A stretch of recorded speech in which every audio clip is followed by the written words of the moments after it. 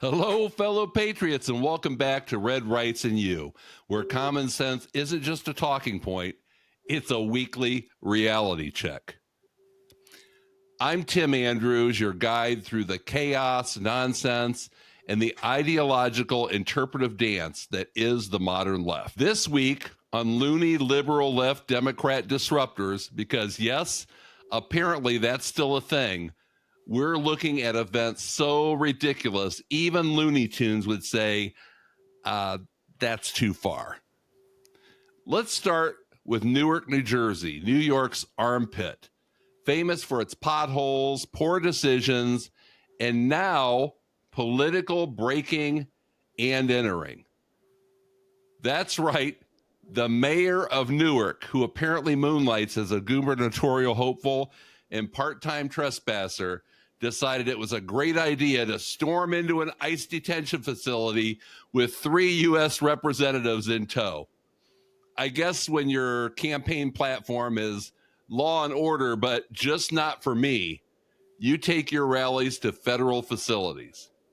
Now, spoiler alert, it didn't end well. He was arrested, and we salute the brave ICE agents who had to arrest a mayor while trying not to laugh. Of course, this little planned out stunt accomplished their goal of drawing attention from the media so they would have yet another opportunity to accuse Trump of being a ruthless dictator and trash his agenda. Now, the problem is that the vast majority of our country is not buying into their lies, drama, and theatrics. Meanwhile, Columbia University, ground zero for elite nonsense, finally managed to act like an adult. After weeks of anti-Semitic slurs, building takeovers, vandalism, and a pro-Hamas movement that makes Burning Man look like a Boy Scout camp, they finally called the police. And hey, this time it only took 4 hours. Progress. Students were arrested, IDs were required. I know, how fascist. And get this, some of them now face 3-year suspensions. That's academia speak for go away forever. Visa holders involved may soon be looking at a study abroad curriculum, only it will be back in their home countries. And finally, no week of progressive theater would be complete without the attention vacuum known as Jasmine Crockett. Whether it's a microphone, a meltdown, or a meme, she finds a way to cry for the spotlight like it's her job.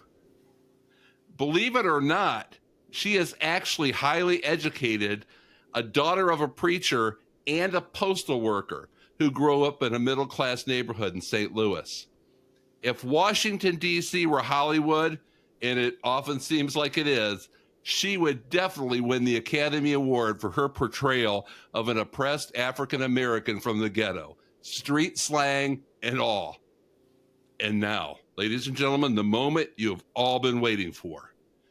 Joining me here and now is the man with more truth bombs than a fact checker at CNN on life support, the sheriff of sarcasm, the professor of patriotism, the man who makes Mount Rushmore jealous, Mark Mosgrove. Take it away, Mark. How you doing? I feel like I'm gonna be doing a heavyweight fight or something like that. Am I in Rocky 7 now, or what? Just a heavyweight talker, Mark. Just a heavyweight talker. Lay it on us. I'm actually not a talker. I'm more of a writer. It's a stretch for me to be doing these podcasts. I enjoy doing them, and thanks for having me all the time. We appreciate you. But the last thing you said in your opening was about Jasmine Crockett, and I'd rather not talk about her, but you can't not talk about her.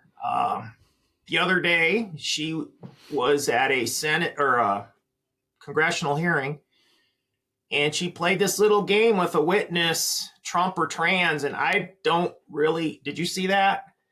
I don't did. really know what the point was, because then it was like, answer the question, Trump or trans. And then like the one question was about tariffs, and I don't understand what trans has to do with tariffs, asking this woman Trump or trans. So we should probably start our own game, and it's Crockett or crackhead.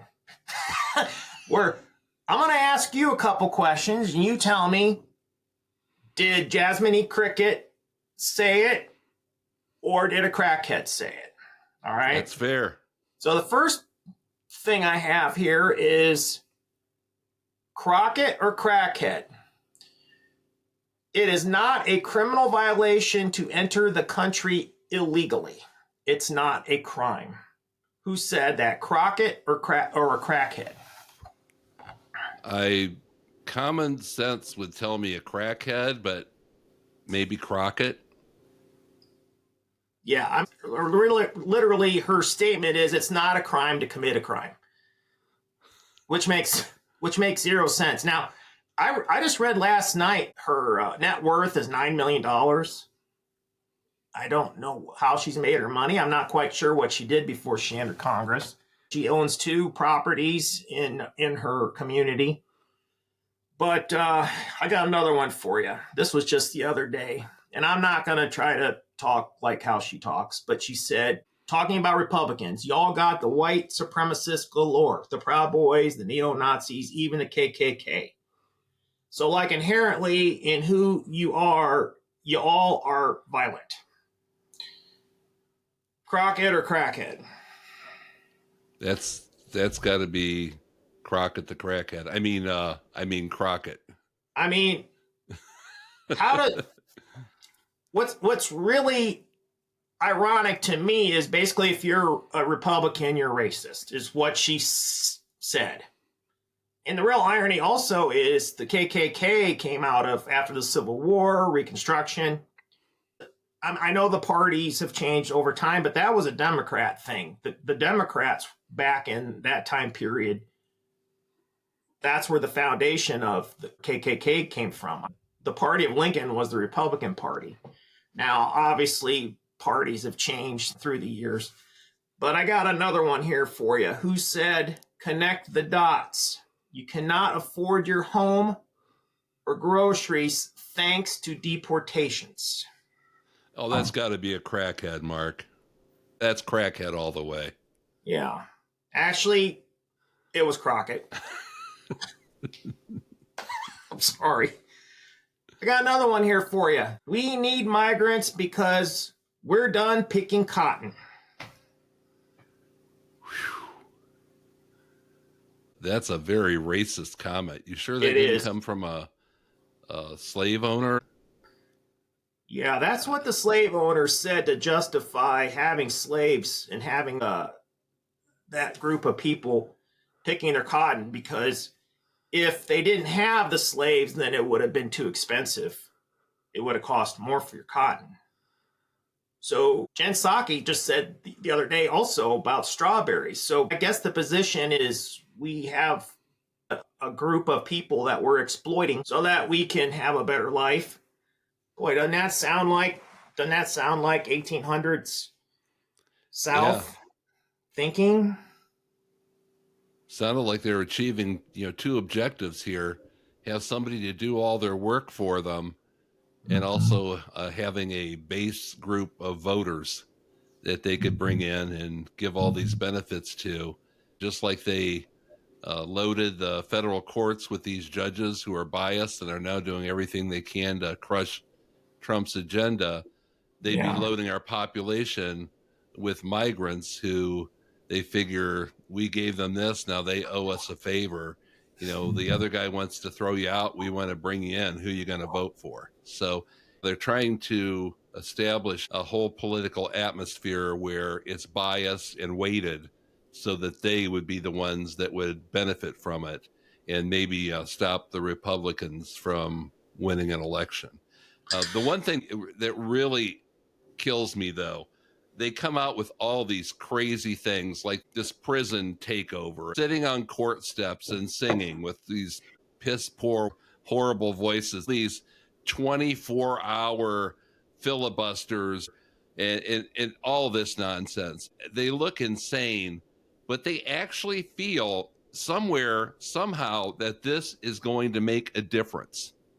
They don't understand. You would think that the election would have solidified the fact that we are the party of common sense, and we react more to common sense. No men fighting women in a ring or wrestling women or playing against them in sports.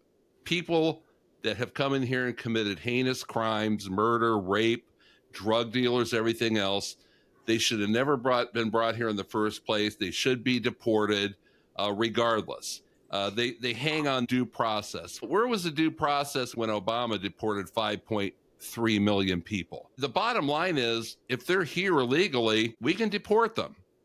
It's the only due process that comes to the crime and everything they would be accused of and imprisoned for wherever they're going. But we didn't buy into their bullshit then, and we're not going to buy into it now. It's just like blathering, and all they're doing is digging that grave. Everything they do is another shovel, because they're certainly not convincing anybody here. Oh, you know what? That guy should have gotten due process. I know we all voted to have these guys deported, but they really make sense. They're killing themselves. How unintelligent do you have to be to do things like that? How hypocritical. And it's not that he's doing these things. They've all done things like this in the past, but it's because who is doing them, not what is being done. If this were a Democrat doing these things, they would be standing on chairs and applauding and giving them plaudits and saying, oh, you're unbelievable. This is the best thing since sliced bread. But with Trump, there's an evil objective. He's a horrible person. Every time something gets solved, they go on to something else. And now, with these universities, they're finally coming to their senses and cracking down on some of these people. Did you see one of the protesters at Columbia was actually a celebrity's daughter?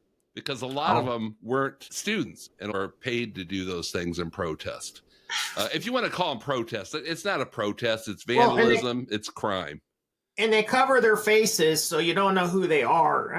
We're out here right now talking, giving our opinions. You can agree, you can disagree, but you're seeing us, you know who we are. Right. There's nothing more brave than to be behind a keyboard calling someone a clown, or because you don't agree with them, with a fake name, or going to a protest with your face covered so nobody can see who you are. Stand up for what you believe in. For example, the other day you had someone that said on a comment on one of the videos, you're a liar. Okay? All right, back that up. What was said that was factually wrong? But it's just a nameless person. Someone calls you a clown. Someone calls you, an a-hole. But they're hiding behind their computer. Just like with the protests, they're hiding behind the masks. Let's see your face. Let's see your name. Why are you such a coward? If what you're standing up for is that important to you, then don't be a coward. Yeah. Say it. And it's usually people that are just projecting. I actually had a comment. I'm getting off subject a little bit, but I think it was funny. It just came in yesterday. We did a Mother's Day video. We just released it yesterday at noon. But we talked about mothers, and of course, one was Melania with Barron Trump. And somebody sent me a comment right after I had published it and sent it out to YouTube.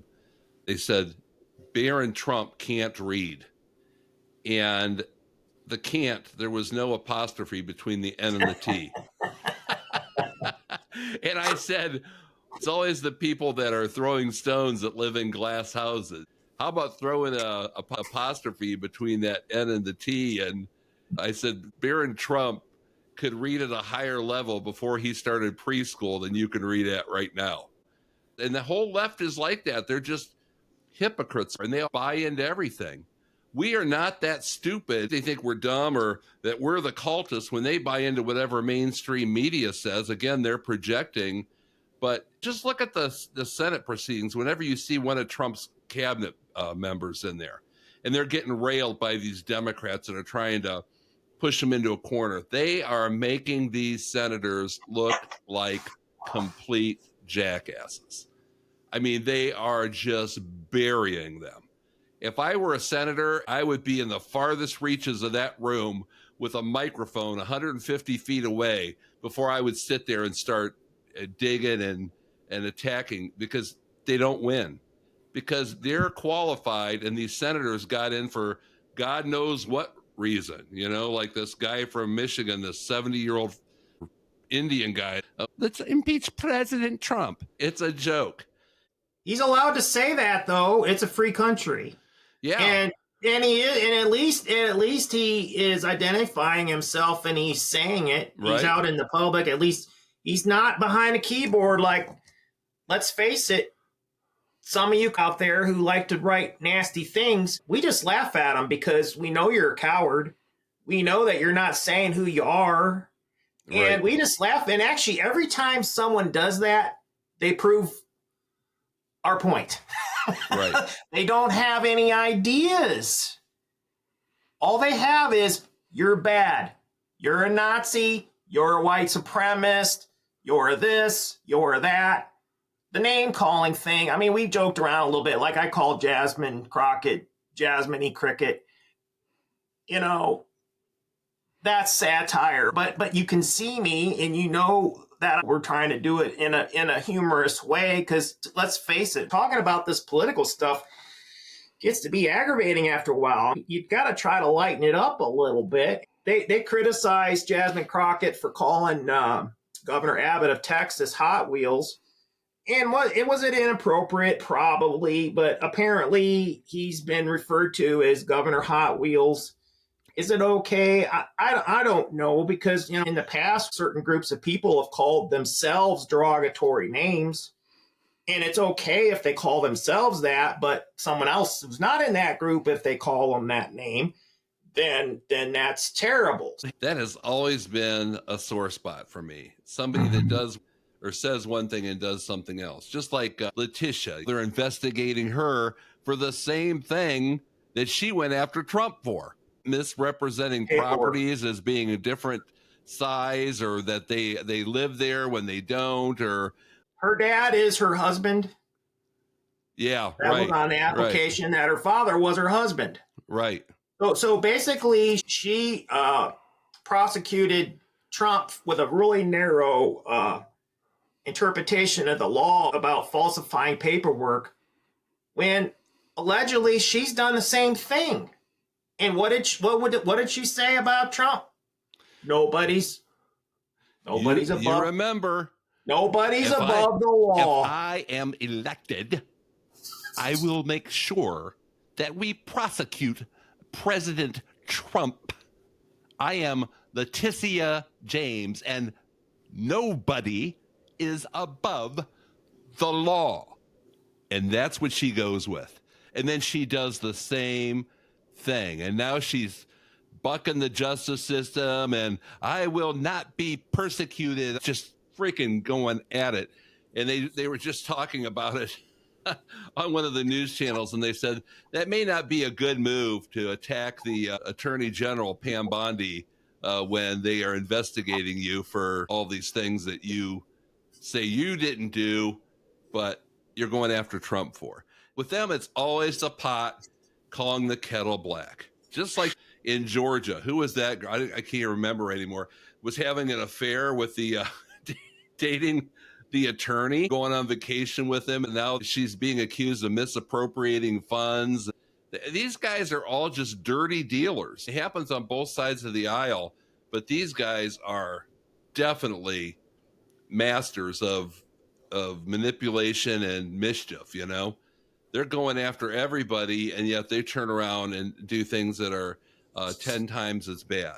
They don't have anything else. All they've got are these federal judges. Obama hacked the courts, knowing that one day, if something like this happened and the Republicans were in power, That's the only chance you have, because there's no clear parameters, which there should be, on how far over the line they can step to actually tell the president of the United States what he is allowed to do and what he's not able to do when it comes to his responsibilities.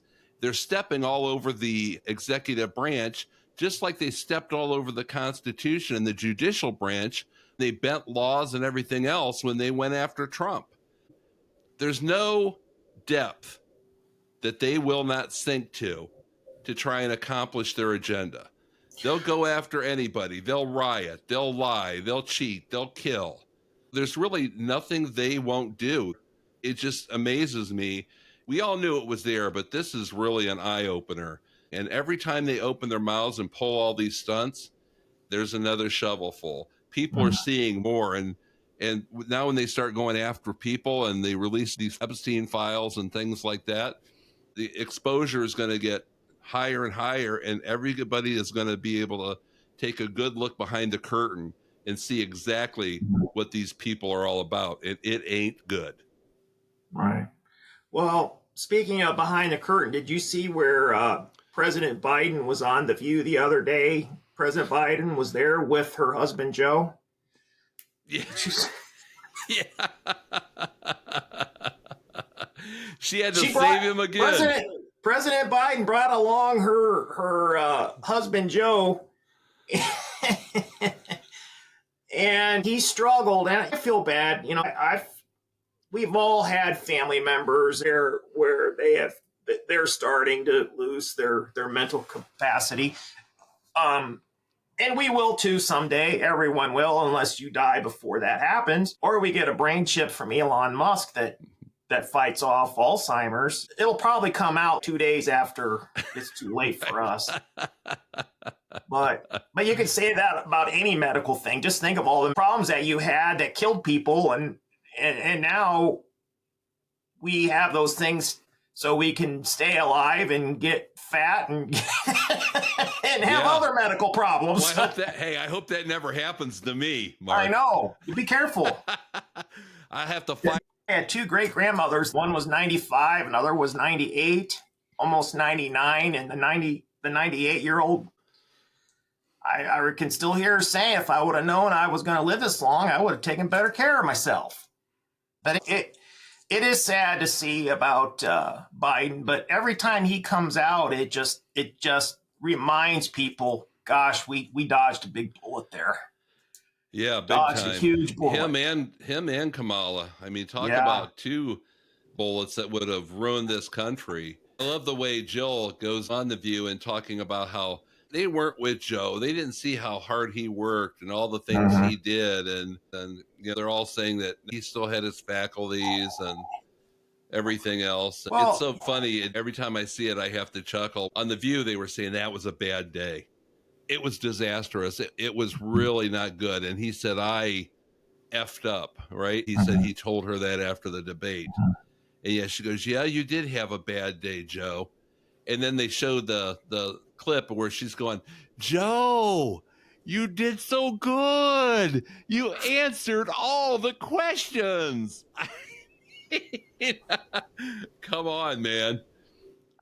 It is sad. You're not making fun of the condition, but it's all the lies and deception and cover-ups and everything else. And when it has something to do with that, just like they can only hide everything else that they're doing for so long, now it's all starting to come out.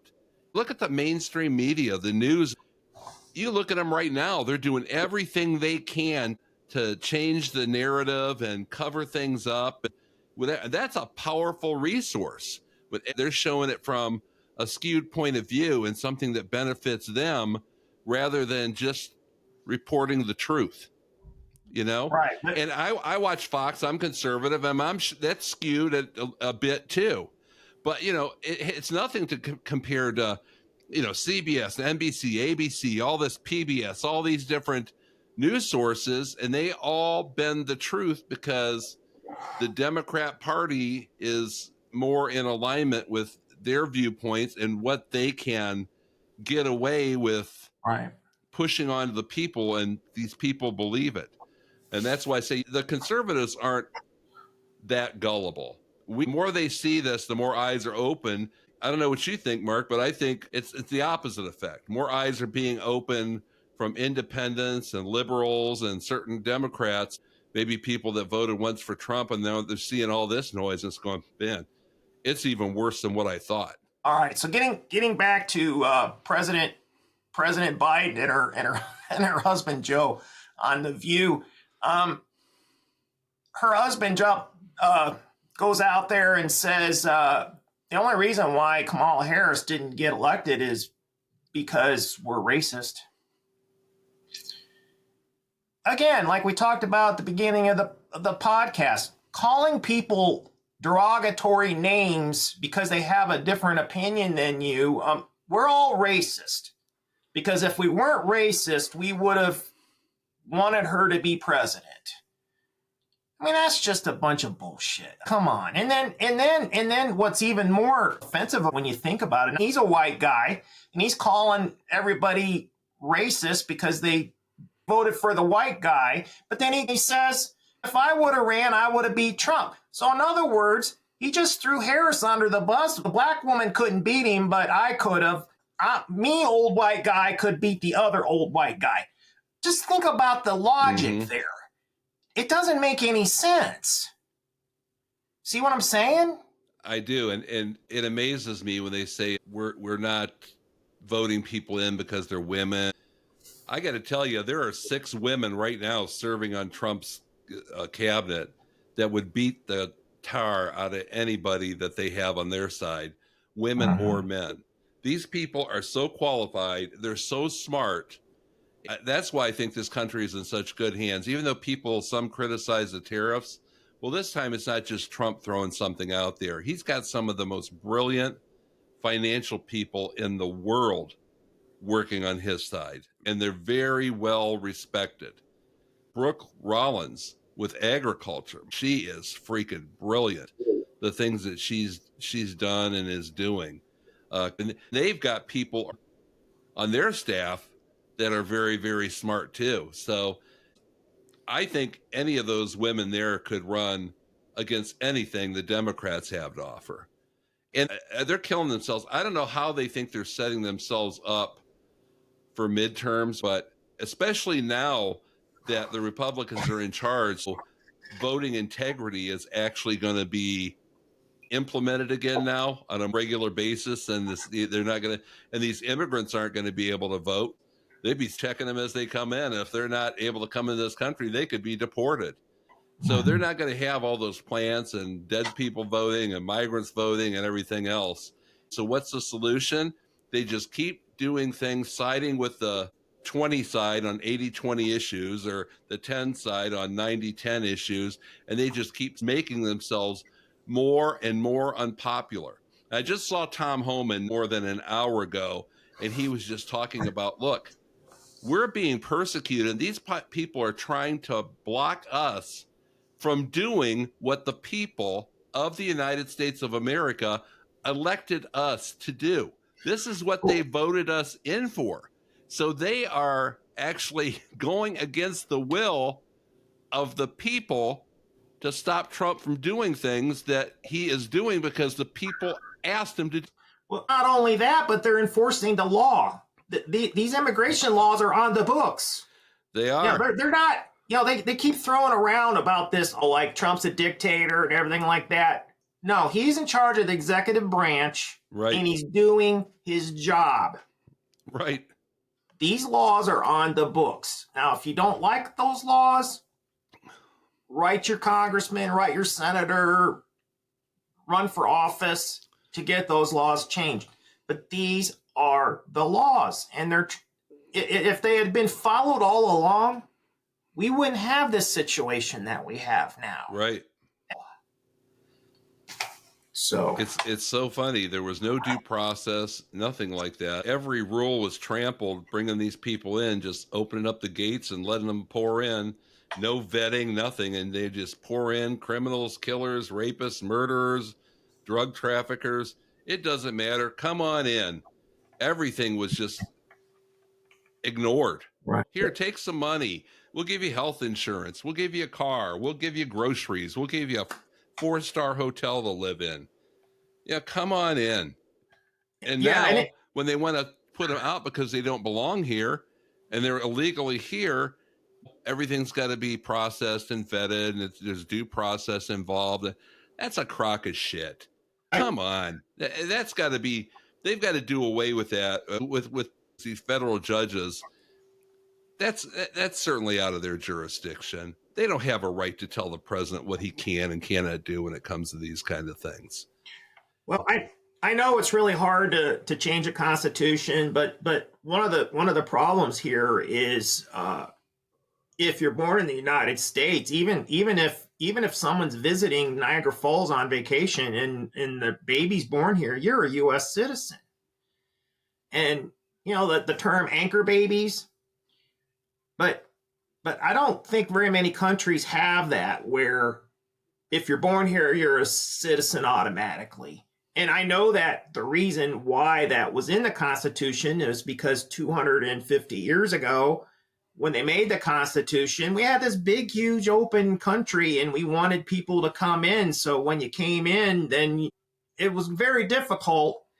If mom and dad came over on a boat in the 1700s and landed here, they probably weren't going back. They were coming here for a reason. They were coming here for the new life. So I understand why the Constitution, as it was written back then, made it that if you're born here, you're a citizen. It's a big, long process to try to change the Constitution with amendments, but we really do need to look at that premise. That's caused a lot of problems because someone comes in illegally and then they have a baby. Well, now we can't deport them because they got a baby. Now we're deporting. That's where they get we're deporting U.S. citizens.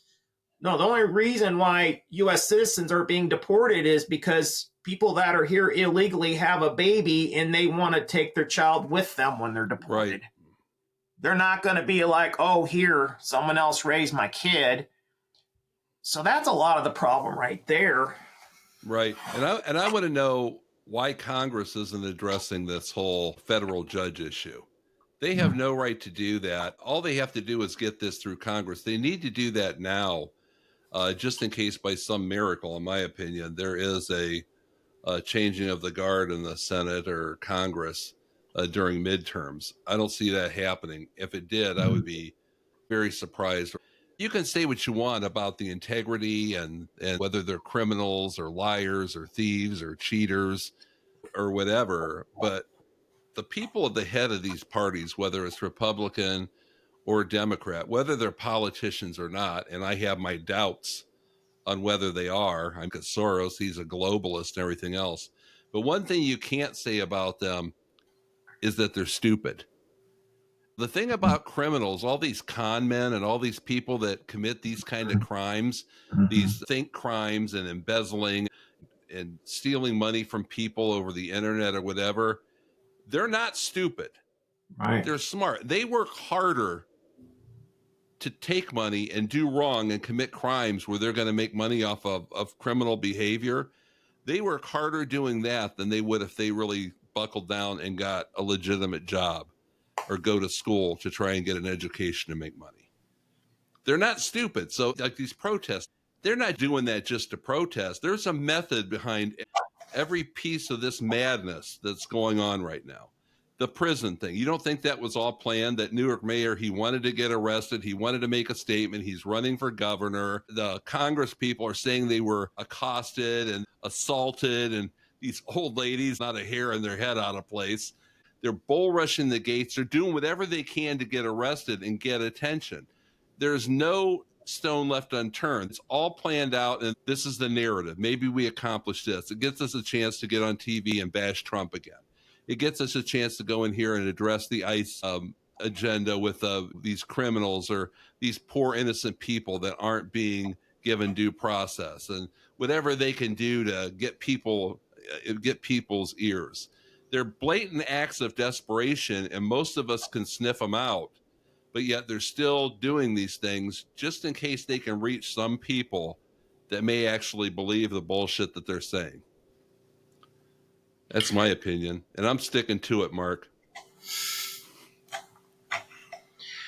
Well, I think as far as the stunt with the going into the ice facility, you're not allowed to go into a place without permission, and this may not be popular with some hard right people. It wasn't right for people to go into the Congress on January 6th and just barge in and break windows and that sort of thing. That's wrong too. Wrong is wrong, and it's trespassing. And we have laws. And the problem is when we have these discussions, we could be called hypocrites ourselves, because someone could say, well, what about the January 6th people? They went in where they weren't supposed to, and why aren't you talking about that? Okay, well, I'm on record saying they shouldn't have went in there. If I had been there on January 6th at that rally, and people were going to the Capitol to protest, maybe I would have walked along with them. But when I saw people Right. starting to break things and hurt people and going in there, that's wrong. Right. I I wouldn't would have choose stepped my up. wording a little more careful. I don't know if I would call it an insurrection, but people that did go in there and do those things, it was vandalism, much like Yeah. the vandalism that's being done right now at these colleges, or the Yeah. vandalism that was done during the BLM riots. So it's been going on the Democrat side for years, Right. but it was a blanket prosecution. Just like the BLM riots, people weren't charged or arrested. They went scot-free for burning down businesses. And that was horrible. That's true. And they were hurting and killing people, and people were fearing for their lives. The January 6th thing, the only person that was directly killed, now they said people had heart attacks afterwards, but the only person that was really killed was the one protester, when the police officer just put his gun through the window and shot and killed her in cold blood. She wasn't doing anything. However, She should not have been in there. You're right about the breaking and entering. I mean, there should be charges, but you've got to be able to separate the people that were protesting peacefully on the steps, which there were plenty. The people that went in were the minority. There were enough of them in there to cause a ruckus, but they were the minority. And yeah, they should have been arrested for that, just like these people in these colleges should have been arrested from the very beginning. The BLM people coulda, woulda, coulda, but letting people all out on a blanket pardon like that, I think a lot of that's knee-jerk, because Biden's out pardoning people, he's pardoning people on the right. Then you got people that are protesting at an abortion clinic, 78, 80 years old, and they're getting year prison terms or 10 years or whatever it was. It's ridiculous. All these arrests and convictions and the sentencing are politically motivated sentences. They're giving these people that are protesting at an abortion clinic harsher sentences than people that are convicted of manslaughter or second-degree murder. And it works that way on both sides of the fence. If you're trying to prove a point, you're going to throw the book. Yes, that's where the throw the book at them came from. But it's not right either way. Like now, the laws are being bastardized. Just like the thing with Trump. That's why I started making these podcasts or videos, whatever you want to call them, from the very beginning, and started posting on social media. Because it wasn't so much that they drug Trump into court in New York for all those things, but misdemeanors were being turned into felonies, and the statute of limitations was being ignored, and the Constitution was being twisted around. Everything was manipulated to get that result. Jury of their peers, they were all biased people. The judge, the attorney general, the jury, everybody was biased. Also, they could call him a convicted felon. But it wasn't because of Trump. It was because if they can do that to him, I wouldn't have agreed with it if it was a Democrat either, or a liberal, or anybody. That's just getting away from what our country is all about. You can't change the rules just because you're weaponizing a justice system to benefit you politically. It just really got in my craw. Yeah, I agree with that. But, you can always come up with examples on both sides where those people are getting off easy, but these people are not. Just depending on who's in charge, who decides to prosecute or not. I'm someone I know is a hunter, and hunting season was changed, and they didn't realize it, and they shot a deer a day early or something like that. and didn't realize it at the time. And then a friend who did the tag, and I'm not a hunter. I don't know anything about this. I'm just using this as an example. Then they're like, oh crap, hunting season, we shot the deer a day early. So they put on the tag the first day of hunting season, but then somehow the county found out about it. They had to go to jail for 10 days. Yet somebody can beat someone up and they get out. I mean, it doesn't make any sense. That's why people get upset, because someone goes to jail for 10 days because they shot a deer a day early in a mistake, but then someone else beats someone up and then they're out by lunchtime. Well, criminal behavior has become acceptable. The prime example is California. What was that law they had in effect? You could steal anything you wanted without fear of prosecution, as long as it wasn't, over $1,000? Something like that, yeah. And now they've got one that they want to get on the books that you can solicit a 16 or 17-year-old girl or probably guy. Either way, I'm not going to be politically incorrect, but you could have sexual relations with a 16, 17-year-old, solicit them with no ramifications. It's okay to do that. That's what they want to vote through. Newsom has said he disagrees with it, but he always says that in public. There's always exceptions, and they're just allowing criminal behavior to happen. It befuddles me. Maybe signing all these executive orders. Maybe we finally get things in. Yeah, it's going to take 4 years at least, probably 2 or 3 terms, to actually get everything back on even kilter and back in line.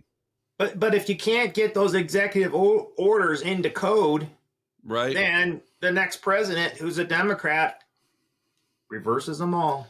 That's why he's doing them all early, because then he has to get them all through Congress and Senate and sign into law.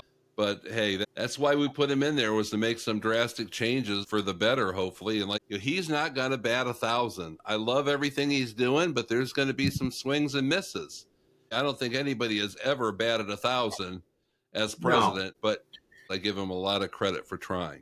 We're running up on the clock here. If you haven't checked out our Star Wars video, I keep honking that video because I thought it was fun to do. But if you do like Star Wars, or even if you don't, we had a lot of fun doing that. Let us know what you think. A couple different versions there. Just let us know which one you like better. We're on YouTube at Red Writes You, and we're also on Rumble at Patriot, username Patriot8964.